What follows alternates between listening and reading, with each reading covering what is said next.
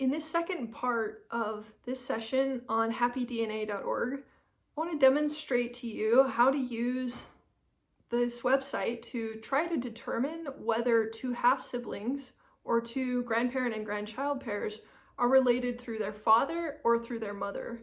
And this tool is available on the happydna.org website.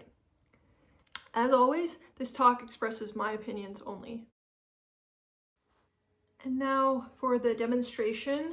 So here's the Happy DNA homepage. It's actually got example output from the tool that we're going to be demonstrating. This tool allows you to classify whether half-siblings or grandparent-grandchild pairs are maternally or paternally related. So the first step is to go to this tool, Paternal and Maternal Relative Detector. So I'll go there, and what you need to do is to input these shared segments.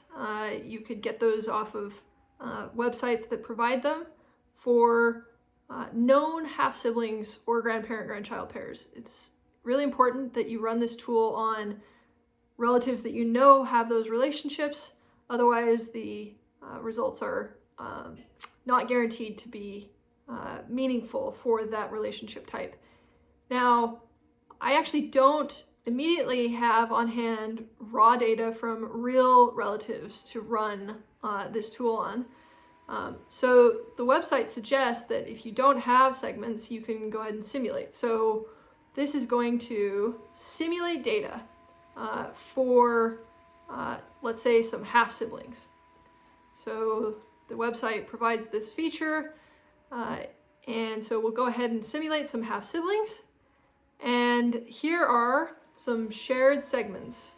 You can see they're distributed across all the 22 chromosomes. This doesn't currently include the X chromosome. A later feature will have that. It says that the half-sibling's shared parent is female.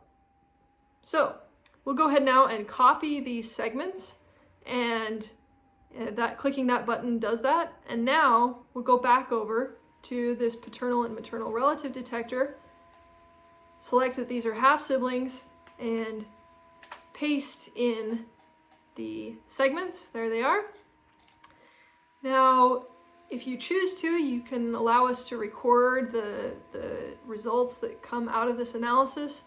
I'm not going to go ahead and do that, or maybe I'll click it just to help you see. So in order to know whether this is real or simulated data, it's important that you click this here. And now we'll go ahead and try to detect the parent type. And sure enough, so here is a plot from, this is from simulated data, which might worry you, but there are reasons to believe that the way that the data are simulated is quite reliable. And so we have a plot of, here's the blue. This is where the truth in the simulated data is that these are paternal half-siblings, and the truth over here in red is that the relatives are maternal. And indeed, the score here at almost 10 is squarely in the range expected for maternal half-siblings. And the website says this gives very strong evidence of being maternal. So we can reliably conclude from this that these are maternal half-siblings. Now, let's go ahead and do this one more time, but we'll do it for a grandparent-grandchild pair. So we'll go ahead and simulate again. And it says the grandchild's parent is female. So these are maternal grandparent-grandchild pairs. Once again, we'll copy the segments. So if you were doing this with real data, you'd go to this whatever website, and you would, highlight the text for the shared segments.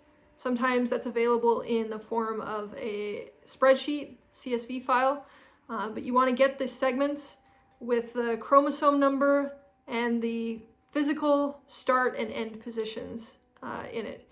The website should do a pretty good job of figuring out if there's some preceding text. It should be able to figure that out. So again, we'll go ahead and copy these segments. We'll go back over to the detector. We'll say that this is a grandparent-grandchild pair, paste in the segments.